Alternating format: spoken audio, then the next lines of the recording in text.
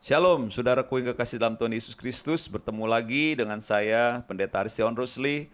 Saudara, kali ini kita masih menyambung, saudara, ini bagian yang kedua atau bagian yang terakhir tentang Bartimeus, anak Timeus yang Tuhan Yesus sembuhkan, saudara. Yang terambil dari Markus 10 ayat 46 sampai ke 52. Saudara, di bagian yang pertama, saudara, ada 2 poin yang saya sudah bagikan, yaitu Bartimeus, dia seorang yang beriman, saudara.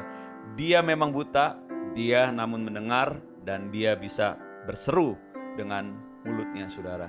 Dan yang kedua, saudara, dia teguh, dia berkomitmen walaupun sekelilingnya mengintimidasi dia untuk dia diam, saudara, tetapi dia semakin keras berseru.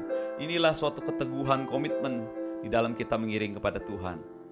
Hari ini ada 2 poin. Saya sebut ini bagian yang ketiga, saudara. Ya, atau poin yang ketiga, saudara. Di dalam Markus 10 ayat 49-50, lalu Yesus berhenti dan berkata, "Panggillah dia." Mereka memanggil orang buta itu dan berkata kepadanya, "Kuatkan hatimu, berdirilah, ia memanggil engkau." Ayat 50, lalu ia menanggalkan jubahnya, ia segera berdiri dan pergi mendapatkan Yesus. Saudara yang dikasihi Tuhan, bagian yang poin ketiga ini, saudara, saya ambil dari ayat yang ke-50, saudara, yang Yesus berhenti dan Yesus memanggil si Bartimeus, dan saudara lihat satu hal yang luar biasa bahwa Bartimeus ini menanggalkan jubahnya.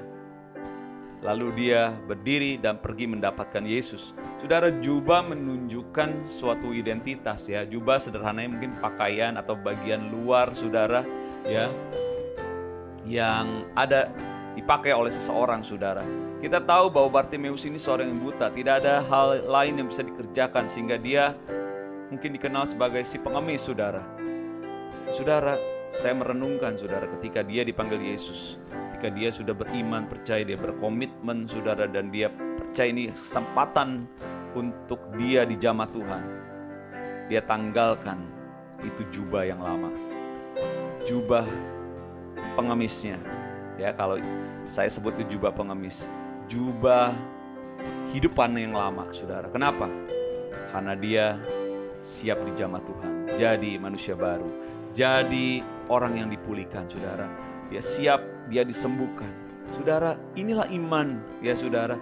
Dia tanggalkan identitas dia yang lama. Saudara, mari kita jangan pernah mau kembali ke dalam kehidupan kita yang lama, saudara. Kita mau tanggalkan, jangan dipakai lagi, saudara. Tanggalkan mental pengemis kita, tanggalkan, saudara, kehidupan kita yang lama, saudara. Tanggalkan segala kesia-siaan. Saudara, mulai sekarang kita gunakan pakaian manusia baru, ya saudara, mengenakan jubah pujian, ya. Ada satu lagu, saudara, kalau saudara pernah sering nyanyikan ini dulu, ya. Ku kenakan jubah pujian, ku kenakan jubah pujian, dan segala bebanku pun lenyaplah.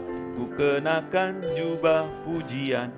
Saudara, kita jadi anak Tuhan, kita sudah dijamah Tuhan. Bukan lagi jubah pengemis yang kita pakai, tapi jubah pujian, jubah kemuliaan, jubah yang menyenangkan hati Tuhan, jubah yang melambangkan kita anak Tuhan, anak raja, saudara, yang sudah diangkat segala bebannya dan kita berserah hidup kepada Tuhan. Mari kita tanggalkan segala kehidupan kita yang lama. Tanggalkan jubah kita yang lama, saudara. Bagian yang poin yang keempat, yang terakhir, saudara.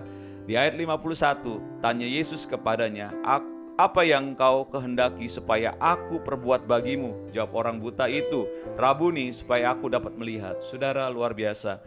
Ketika ada satu pertanyaan mungkin juga yang datang kepada kita pada hari ini.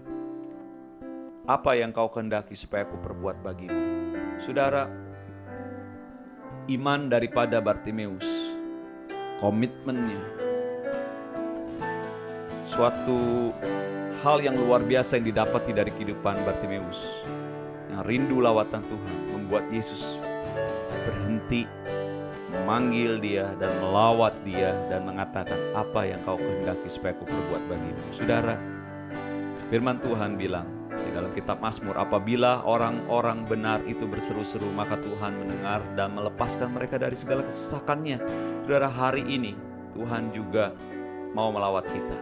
Oleh sebab itu jangan pernah kita mau Tuhan lewat begitu saja hari ini. Setiap saat kita perlu Tuhan. Sehingga apa yang Tuhan mau kerjakan buat kita hari ini, saudara? Bartimeus menjawab, dia ingin melihat. Ini satu hal yang baik, saudara. Dia meminta, bagian yang keempat ini, poin keempat. Dia meminta apa yang dia perlu. Saudara, apa yang menjadi keperluanmu hari ini? Saudara, mungkin kau ingin mendoakan istrimu, ingin mendoakan suamimu yang belum di dalam Tuhan Yesus Kristus, anakmu, orang tuamu. Mungkin saudara ingin doakan saudara sedang sakit, berdoa di dalam nama Yesus. Mungkin saudara ingin berdoa, Tuhan berkati usaha saya, Tuhan berkati pekerjaan saya. Apa yang saudara perlu, saudara? Apa yang masing-masing pribadi itu perlu jadi kebutuhanmu. Tuhan siap menolong kepada kita. Saudara, mari kita contoh, menteladani dari Bartimeus. Walaupun dia buta, tapi Yesus berhenti melawat kepada Bartimeus sehingga dia dijamah Tuhan. Puji Tuhan. Saudara, hari ini kita sebagai orang percaya, jangan lemah, jangan pernah undur, tapi kita bersemangat di dalam Tuhan. Tuhan itu mendengar setiap seru doa anak-anaknya yang setiap hari, setiap pagi, siang, malam berseru kepada Tuhan. Saudara, Tuhan menolong kepada kita. Puji Tuhan, kiranya melalui kisah Bartimeus ini, Tuhan memberkati kita, tetap semangat, melayani Tuhan, beribadah kepada Tuhan. Amin. Tuhan Yesus memberkati. God bless. Haleluya.